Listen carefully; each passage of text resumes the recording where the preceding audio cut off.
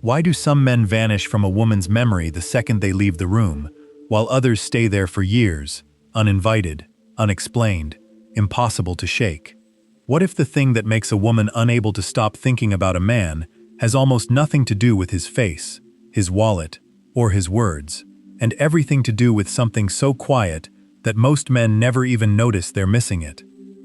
Sit with that question for a second, because I promise you, by the end of this video, you will never look at attraction the same way again. There is a wound that almost every man carries and never talks about. It's the fear of being forgettable. Not rejected, forgettable. Rejection stings for a night. Being forgettable follows you for years, because somewhere deep down you start to wonder if you were ever really seen at all, if the moments you thought mattered actually left a mark on anyone, or if you were just background noise in someone else's story. If that thought has ever crossed your mind at 2 in the morning, staring at the ceiling, replaying a conversation, wondering why she stopped texting back, wondering why he got the girl and you didn't, wondering what invisible quality separates the men who get remembered from the men who get replaced, then you are exactly who this video was made for. Because here is the uncomfortable truth nobody wants to say out loud. Most men are optimizing for the wrong thing entirely. They chase height, money, muscle, charisma, one-liners they read online, tactics designed to win a single night, a single message, a single moment of approval. And it works, sometimes. But winning a moment and living rent-free in someone's mind for the rest of their life are two completely different games, played by two completely different sets of rules. Tonight, we're not talking about the first game, we're talking about the second one, the one almost nobody understands. I want you to imagine two men, both intelligent, both decent-looking, both capable of holding a conversation. One of them she forgets within a month, the other she thinks about years later, in quiet moments, while folding laundry, while driving alone, while lying next to someone else entirely. What separates them isn't luck, it isn't timing. It's a set of internal patterns so subtle that they operate almost entirely below conscious awareness. Patterns rooted in psychology, in nervous system regulation, in the ancient wiring of how the human brain decides what is safe, what is valuable, and what deserves to be remembered. Today, we're going to take that apart piece by piece.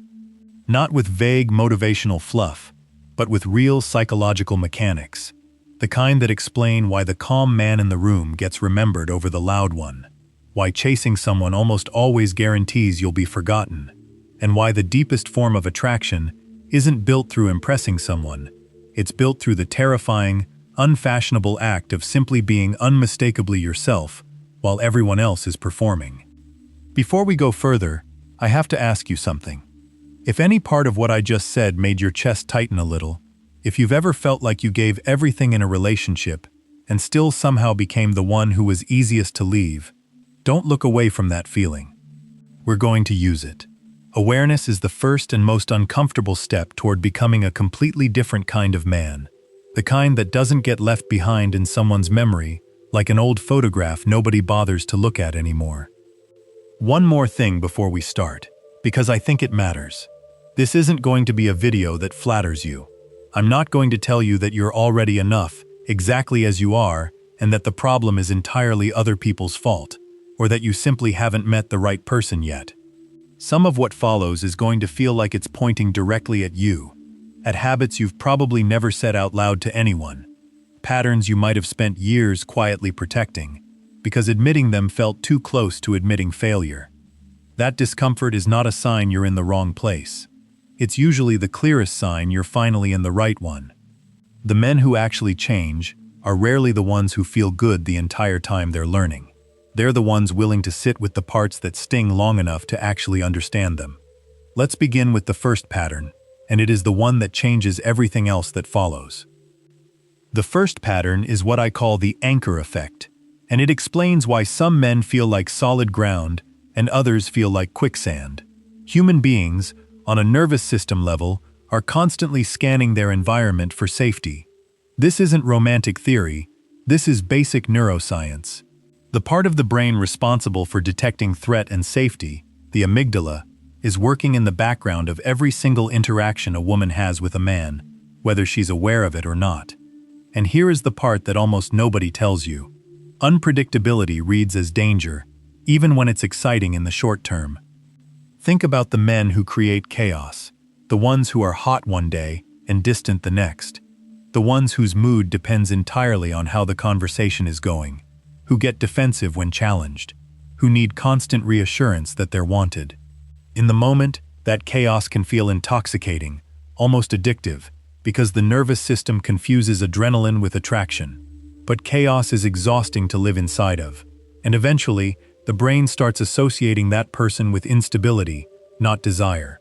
She may crave the highs, but she will never fully rest around a man like that, and a nervous system that never gets to rest cannot form deep, lasting attachment. It can only form dependency, which is a very different, much more fragile thing. Now think about the opposite. A man who, regardless of what happens around him, stays anchored, not cold, not detached, but stable. He can hear something upsetting and respond instead of react. He can sit in silence without needing to fill it. He can disagree without raising his voice or shrinking into himself. This kind of presence does something remarkable to another person's nervous system. It gives it permission to relax. And a woman who feels safe enough to relax around a man begins to associate him, unconsciously, with a feeling she may not have experienced with anyone else. The feeling of not having to manage someone else's emotions in order to be close to them. This is why so many women describe the man they can't forget, using words like grounded or different, without being able to explain exactly why. They're not describing his personality traits. They're describing the physiological experience of being near someone whose internal state doesn't depend on external chaos. That experience is rare enough to be unforgettable, precisely because almost nobody offers it. Here's where it gets uncomfortable, though, and I want you to really absorb this part. Most men think stability means suppressing emotion, staying quiet, playing it cool, refusing to show they care. That's not stability, that's avoidance wearing a costume. And on some level, women can always tell the difference. Real anchoring isn't the absence of emotion, it's the presence of emotion, without losing control of it. It's being able to say, "That hurt me," without collapsing into it. It's being able to feel jealousy without acting on it destructively. It's being able to want someone deeply while still being completely fine if they walked away tomorrow. That combination, deep feeling paired with total internal stability, is one of the rarest things a person can encounter in another human being, and rarity, in the mind, gets stored differently than the ordinary. It doesn't fade the way ordinary memories fade. Before we move to the second pattern, I need you to do something for me, because what comes next builds directly on this. If this video is already shifting how you think, even slightly, hit that subscribe button right now, because the next two patterns are going to go even deeper into territory most people are too afraid to talk about publicly, and I don't want you missing where this goes. Let's move to the second pattern now, and this one is going to feel almost paradoxical at first. But stay with me, because once it clicks, it will completely rewire how you understand desire. The second pattern is what I call the scarcity of self.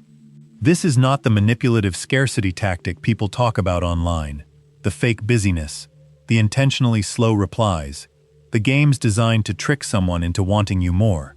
That version is hollow, and eventually, people always sense the manipulation underneath it, and once they sense it, trust collapses instantly and permanently. What I'm talking about is something far more honest and far more powerful. The scarcity that comes from a man who genuinely has a full life that does not revolve around being chosen. Here's the psychological mechanism behind this. Desire is deeply tied to perceived value, and perceived value is deeply tied to context. A resource that is abundant and always available loses perceived value almost automatically, even if nothing about the resource itself has changed. This is uncomfortable to hear, but it's true across nearly every domain of human psychology, not just romantic ones. Now apply that to a man who has no boundaries, no priorities beyond the relationship, no identity outside of being wanted by her. Even if his intentions are pure, Even if his love is genuine, he unconsciously signals to her nervous system that he is unlimited, always accessible, never at risk of being lost. And something that can never be lost is something the mind stops actively valuing, because the brain doesn't waste energy protecting things it assumes will always be there. Now think about the opposite kind of man.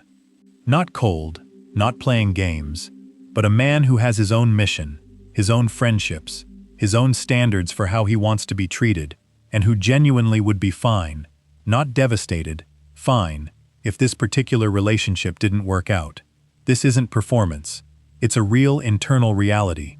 And here's what's fascinating. Women pick up on this almost instantly, often before a single word is exchanged, because it shows up in body language, in tone, in the pace of how someone speaks, in whether someone's eyes are searching for approval or simply present in the conversation. This is the part that stings a little, so brace yourself. If you've ever felt like the more you gave, the less you got back, if you've ever felt like your efforts seemed to push someone further away instead of closer, this might be exactly why. Not because you weren't good enough, but because in trying so hard to be wanted, you accidentally signaled that you had nothing else, that she was your entire source of validation, and that is one of the fastest ways to become forgettable, because a person with nothing else to lose has, ironically, nothing left to protect, and protection is what creates value in someone else's mind. The antidote to this isn't pretending not to care. Pretending is exhausting, and eventually falls apart. The real antidote is building an actual life so full, so aligned with your own values and goals, that your desire for her becomes a choice instead of a need. There's a phrase worth remembering here: want, don't need. Wanting someone from a place of fullness is magnetic. Needing someone from a place of emptiness is repellent, even when it's disguised as devotion. I want to pause here and ask you honestly, in the comments below this video, tell me the word anchor if this second pattern hit closer to home than you expected. I read these, and I want to know how many of you are realizing right now that the thing you thought was love might have actually been dependency wearing love's clothing. Now let's talk about the third pattern, and this is the one that almost nobody discusses, because it requires a level of self-honesty most people actively avoid. The third pattern is what I call the mirror effect, and it explains why some men create deep emotional intimacy almost effortlessly, while others, despite trying incredibly hard, never quite get past the surface. Here's the core idea. People don't fall for who you say you are, they fall for how you make them feel about themselves in your presence. This is one of the most consistent findings across relationship psychology, and it is almost never talked about in mainstream dating advice, which focuses obsessively on what to say instead of who to become. Think back to any person, in any context, romantic or not, who made you feel genuinely brilliant, genuinely funny, genuinely interesting, simply by the way they listened to you.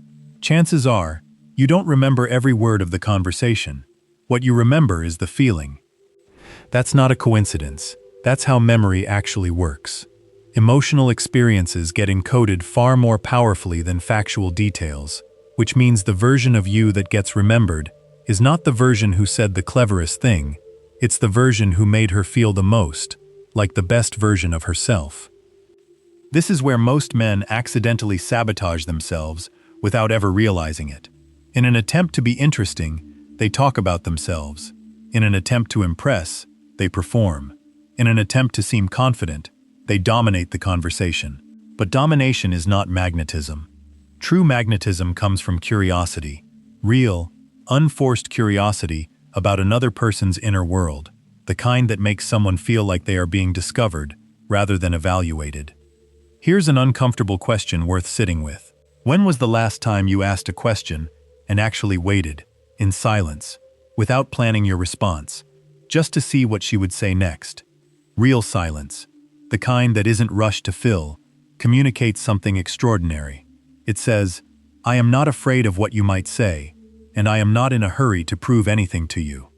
That kind of presence is disarming in a way that flattery never is, because flattery can be faked, but full attention is very difficult to fake convincingly, and people can feel the difference on an almost instinctual level. There's a deeper layer to this too. The mirror effect works both ways. A man who is deeply secure in himself unconsciously gives others permission to be secure around him. But a man who is anxious, who needs constant validation, who reads every silence as rejection, creates a mirror that reflects that same anxiety back. She starts performing for him, instead of relaxing into herself, and performance is the opposite of intimacy.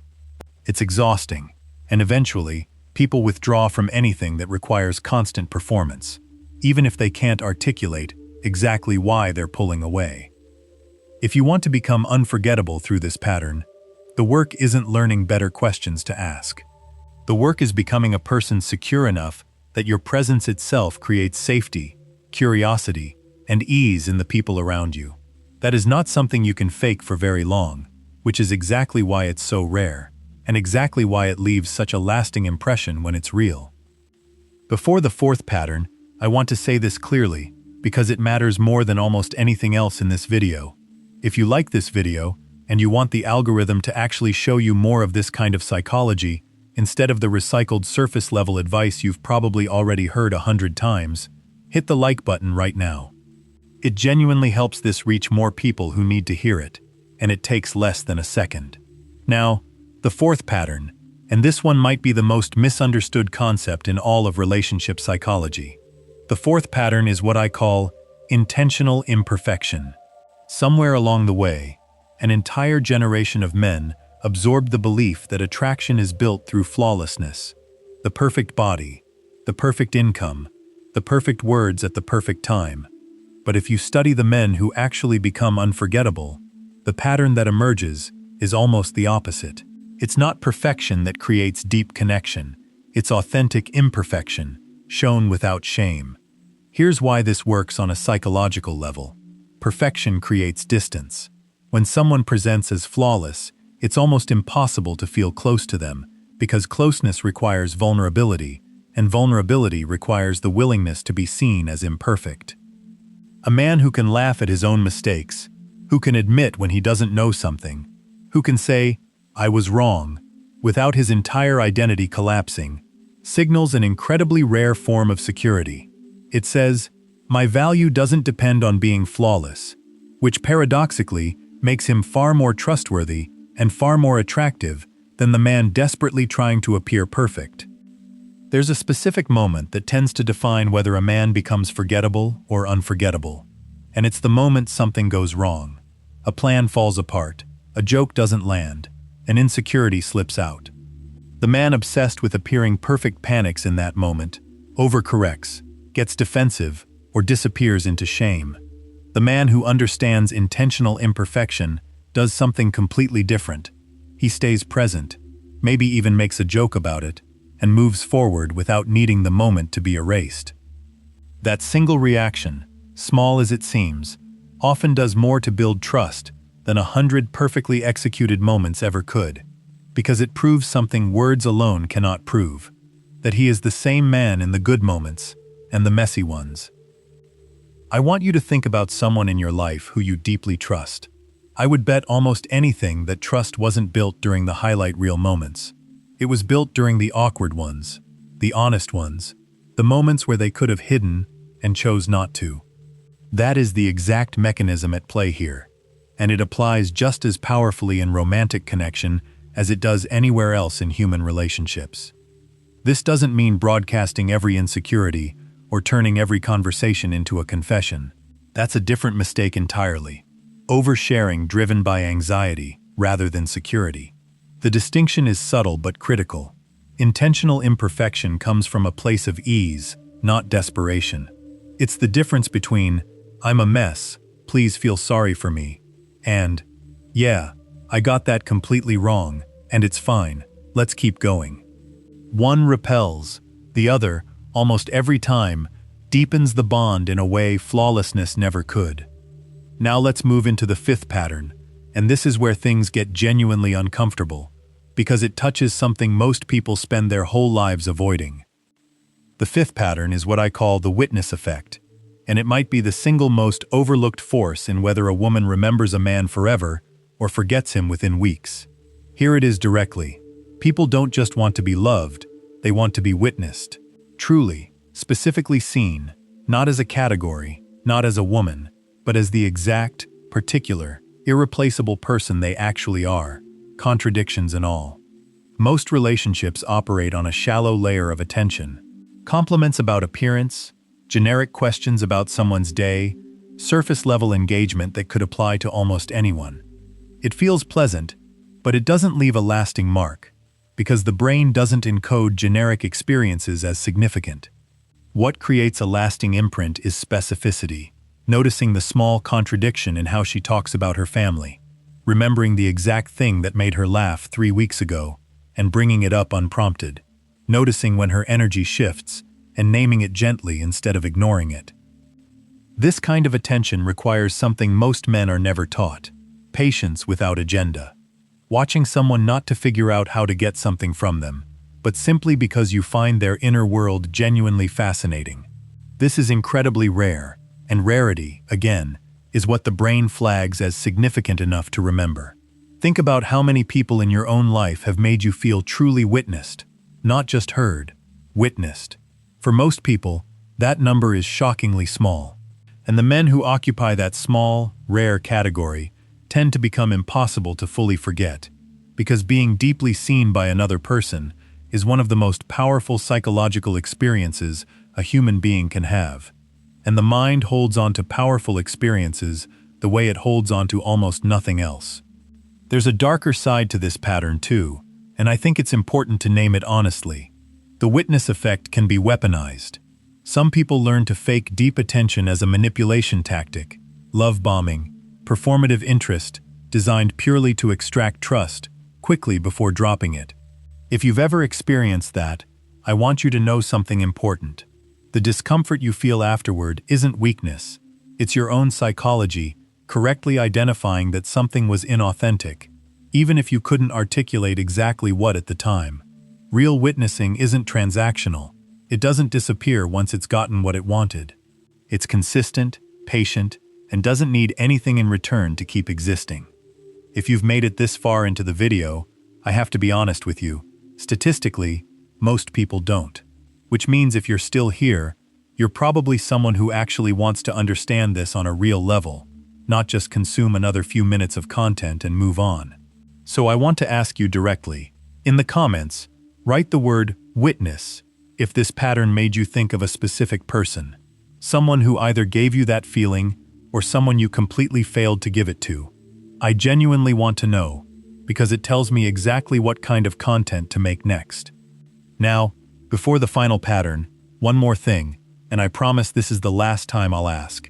If you want to actually be notified the moment the next part of this series goes live, because there is a next part, one that goes even deeper into how insecurity secretly sabotages attraction without you even realizing it, click that notification bell now. Videos like this one tend to disappear into the algorithm within days if people don't turn notifications on, and I don't want you missing what comes next. Before we get to the final pattern, there's something we need to talk about honestly, because it's the invisible force sabotaging almost everything we've covered so far, and almost nobody names it directly. It's comparison, and more specifically, the ghost of comparison. The quiet, constant measuring of yourself against men you've never met, men on a screen, men from her past, men who exist mostly in your own imagination. Here's what happens psychologically. The moment a man starts operating from comparison, am I taller than him, richer than him, more interesting than him, he unconsciously shifts from being a person into being a contestant. And contestants are exhausting to be around, because everything they say and do carries a faint undertone of anxiety, a subtle need for reassurance that they measured up. Women pick up on this almost immediately, not through anything explicit, but through tone, through over-explaining, through the tiny hesitations that reveal a man is performing against an invisible scoreboard instead of simply being present. This is one of the cruelest tricks the mind plays on us. The insecurity itself is what creates the very outcome we're afraid of. A man terrified of being forgotten becomes anxious. Anxiety creates neediness. Neediness creates emotional heaviness. And emotional heaviness is, ironically, one of the fastest paths to actually becoming forgettable, the exact outcome the fear was trying to prevent in the first place. It's a closed loop, and most men live inside it their entire lives without ever realizing there was an exit. Here's the exit, and it's simpler and harder than anything else in this video. You stop comparing the moment you stop treating attention as a finite resource you have to win. Her past relationships are not a scoreboard you're losing on. Other men are not opponents in a game you didn't agree to play. The moment you genuinely internalize that connection isn't a competition, something remarkable happens. The anxious energy disappears, and what's left in its place is simple, undiluted presence. The very thing every pattern in this video has been pointing toward from the beginning. I want to ask you something honestly, and I want you to actually answer it in your own mind, not just keep watching. When was the last time you caught yourself comparing yourself to someone else in a moment that had nothing to do with them at all? If an answer came to mind immediately, that's not a coincidence. That's the ghost of comparison, quietly running in the background of far more moments than you probably realized, shaping how you show up without you ever consciously choosing it. There's a reason this pattern tends to be the hardest one to unlearn. Comparison isn't just a bad habit, it's often rooted in something much older, a childhood moment, where you learned that love or approval was conditional, that you had to earn your place by being better than someone else. If that resonates with you, I want you to know clearly, that belief was formed to protect you once, a long time ago, in a context where it might have even made sense. But it is not protecting you anymore. It's the exact thing standing between you and the kind of presence we've spent this entire video describing. Now, the sixth and final pattern, and honestly, it might be the most important one because it ties everything else together. The sixth pattern is what I call earned permanence. Every pattern we've discussed so far, the anchoring, the scarcity of self, the mirror effect, intentional imperfection, the witness effect, all of them point toward one final, unifying truth. A man becomes unforgettable, not through a single grand gesture, but through consistency over time that proves, again and again, that who he showed up as in the beginning is who he continues to be when nothing is being tested anymore. This is the part almost nobody wants to hear, because it's not exciting, it's not a clever line, it's not a trick you can learn in 5 minutes. It's the slow, unglamorous accumulation of 1,000 small moments where a man could have been reactive and chose to stay grounded, could have needed reassurance and chose to stay secure, could have performed and chose to stay real, could have hidden his mistakes and chose to own them, could have offered shallow attention and chose to actually witness her instead. Each of those moments individually seems small. Together, over months and years, they build something that no amount of charm or good looks can replicate. Earned trust that runs so deep it becomes part of someone's identity, not just a memory of a relationship, but a reference point for what safety and depth actually feel like for the rest of their life. Here's the paradox worth sitting with as we close this out. The men who chase being unforgettable directly, through grand gestures, through trying to be impressive, through performing confidence they don't actually feel, almost always fail at it. Unforgettable isn't something you can perform your way into. It's the natural byproduct of becoming a genuinely secure, genuinely present, genuinely honest version of yourself, consistently, especially when no one is applauding for it. Ironically, the moment you stop trying to be unforgettable and start simply becoming solid, honest, and present, is exactly the moment you start becoming exactly that, without even trying. Before we close this out, I want to tell you something that happened, because it illustrates every single pattern we just covered better than any explanation could.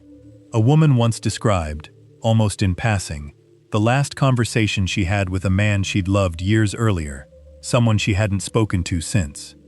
She didn't remember what he was wearing. She didn't remember the restaurant, or the weather, or even most of what was said that night.